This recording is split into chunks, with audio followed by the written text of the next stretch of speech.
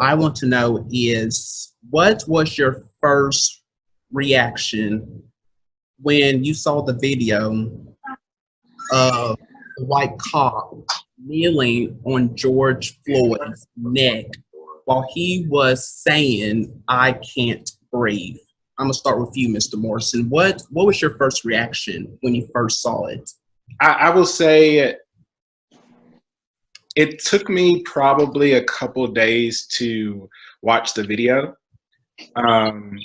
I read an article, I saw a lot of posting, but I think George Floyd was one of a few that have happened in the past 8 weeks. And so to deal with so many of them popping up in an 8 week period, it was just not only further traumatizing, but more exhausting.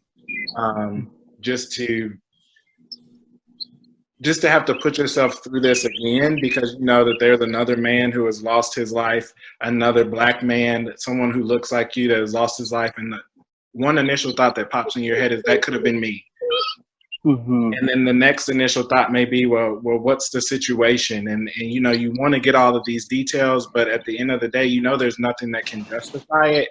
It's just you start going into all of these different modes. And so it's been an emotional struggle for the past few weeks that started with, you know, reading the article, seeing the video and things of that sort, and kind of connecting it to saying, oh, there's another one. Mm-hmm. Yeah. What about you, Andrew? What did you think of this when you first saw this happening? Well, first and foremost, I didn't see the video until a couple of days later. It was actually trending on Twitter when I first heard the story, and I'm just basically shaking my head at this point, because really another one, just comes after Breonna Taylor. I'm just like, are you serious? What needs to be done in order to stop this? What needs to be done? So, and now I'm scared, because like Mr. Morrison said, it could happen to anyone. Absolutely. So I'm honestly scared every time I go to work every morning, because you never know what's going to happen. Absolutely.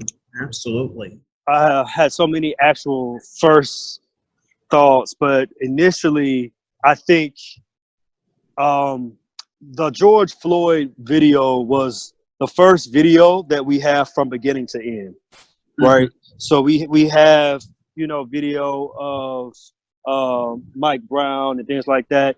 And oftentimes we know that people who just don't believe that there is institutional or systemic racism, they try to always say, well, what happened before the police did that? What happened after? See, there's no question in this particular situation, because we actually have not only one or two videos, 3 videos from beginning to end. We have a black man who has his hands already in cuffs, so he wasn't necessarily resisting. So there's no question in my mind that this was an execution. For 8 minutes or 46 seconds, this man Chauvin, the police officer, has his knee on this black man's neck. That's a problem. So it just brought back so many memories of how these things happen from beginning to end. And I think with George Floyd, for many of us, and the reason why it received so much attention and the reason why it received so much public outcry is because there is no question of what happened in this video at all. So those are my initial thoughts.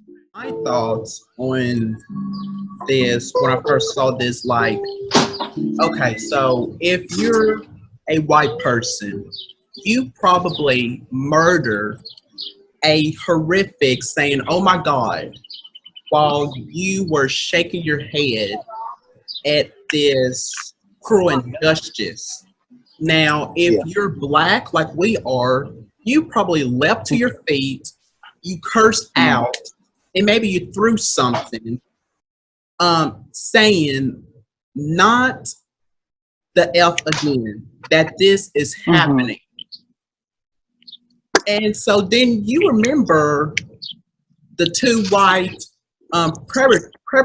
predators accused of murdering Ahmaud Arbery as he jogged through the neighborhood back in February. And how if it wasn't for that video emerging a few weeks back, they would have I believe that they would have gotten away with it. And then now you have those Minneapolis cops. They claim that George Floyd was resisting arrest at that time. But a store video, they show that he wasn't. He was not. And how the cop on Floyd's neck, on George Floyd's neck, wasn't an enraged redneck stereotype, but a sworn-in officer who looked calm. He looked very calm, and he entitled a devoted epitome. So that's my thoughts on what I just, because like if what I said earlier, if you're probably like was saying like, oh my gosh, this is happening, but you're black, you probably leap up to your feet and saying, why is this happening again to us, of the cops targeting on us black men? I just don't understand. I just really don't understand. At the end of the day, you know, there's a lot that we got to put out there for everybody that needs to learn, because there's a lot that is not being said and is not being told. You know, even like what the school that I teach at, most of my kids, they low-income kids, if that makes sense. But at the end of the day, they're not even understanding what's really going on. You know, like they're like today, you know, it's Juneteenth, but like I asked them, what does Juneteenth mean to you? Like, what do you know about it? And they looking at me like, Mr. L, I'm just going off based off what my peers are going off of. That has to stop. You know, like I told them, we're going to have to really sit down and we're going to have to start educating you all on what's really going on. You know, it's good that you're, you know, we're glad that you wanted to be a part of something, but you got to know what this really means. And if you're not going to really sit down and understand what was done, you know, for this to happen, that's not a good look. So, it, like he said, it's so much that needs to be talked about, from poverty to the mental aspects to everything.